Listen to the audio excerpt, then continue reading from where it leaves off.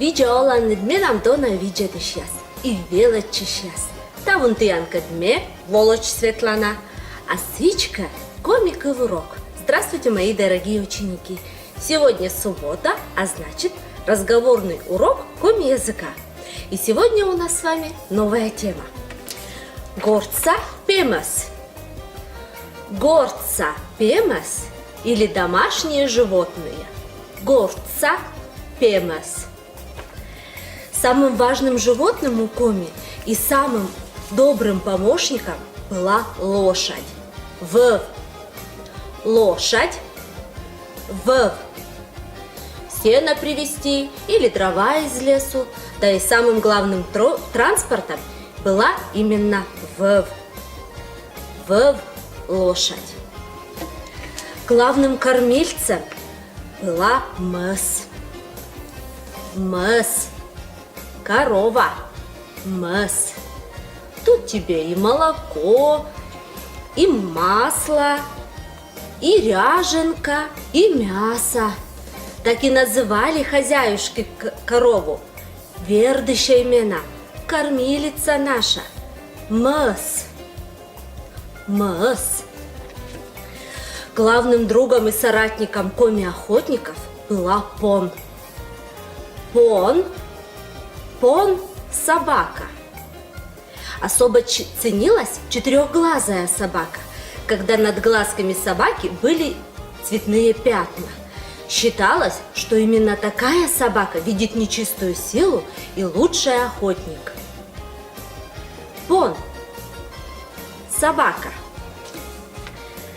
Кань – кошка. Кошка у коми считалась главным оберегом от нечистой силы, поэтому в каждом доме старались держать трехцветную кошку. Именно трехцветная кошка была оберегом от нечистой силы. Во многих обрядах кошка является именно вот этим оберегом. Кошка, кань. Уже позже появились меж. Овца, меж баран. Меж. Какие теплые варежки и носочки получаются из шерсти и меж. Как же обойтись без яиц? Поэтому очень нужно в хозяйстве петух и чипан, либо курок. Чипан – курок, курица.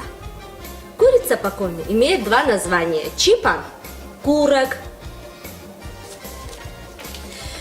И, конечно же, свинья обеспечивала мясом всю большую семью коми. Борщ, свинья, борщ.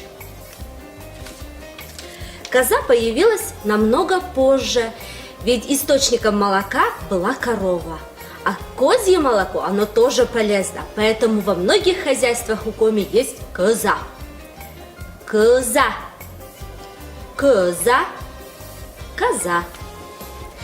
Не могла упустить я одно домашнее животное, это шир. Много вреда она наносит коми людям. То зерно украдет, то сухарей стащит. Но очень интересно, что много обрядов связано именно с мышкой. Например, молочные зубы у детей дают не зубной фее, а именно мышке. И у нее просят новые, красивые, белые и крепкие зубы. Шир. Мышка. Но мы, тавун кажла, ставис. На сегодня все. Аджиш летач. До свидания.